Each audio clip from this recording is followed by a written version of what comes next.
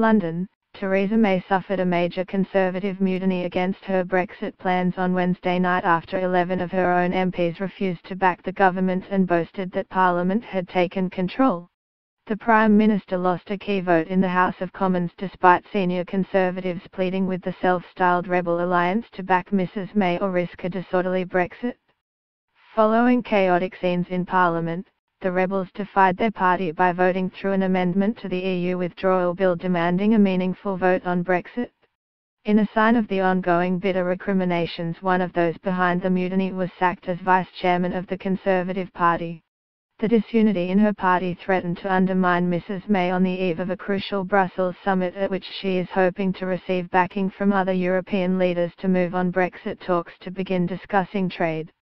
Whitehall sources fear that some European politicians may seek to use the problems faced by the Prime Minister in Parliament to secure further concessions or legal guarantees.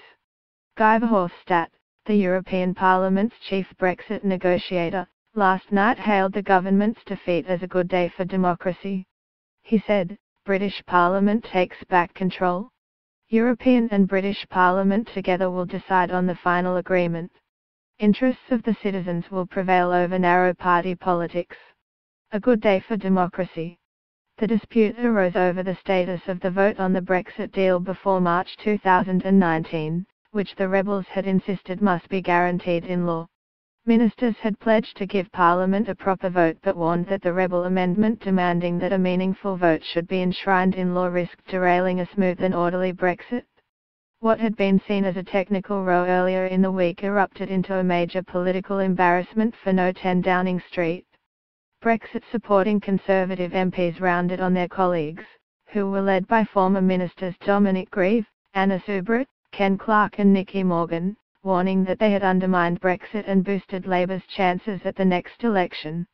Nadine Dorries said, "Tonight, the Tory rebels have put a spring in Labour's step, given them a taste of winning, guaranteed the party a weekend of bad press, undermined the Prime Minister and devalued her impact in Brussels.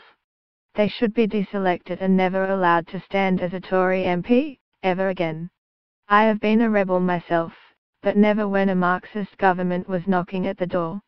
Michael Fabricant, another Tory MP, said, "Labour's cheers in the chamber should have been cause for deep reflection by the likes of Anna Soubrat and Dominic Grieve.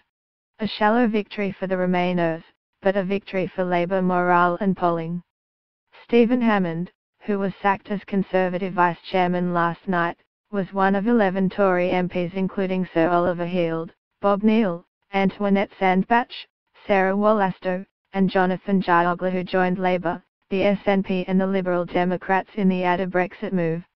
The government said it was disappointed and senior Conservatives raised concerns the vote could be used to frustrate or block Brexit entirely.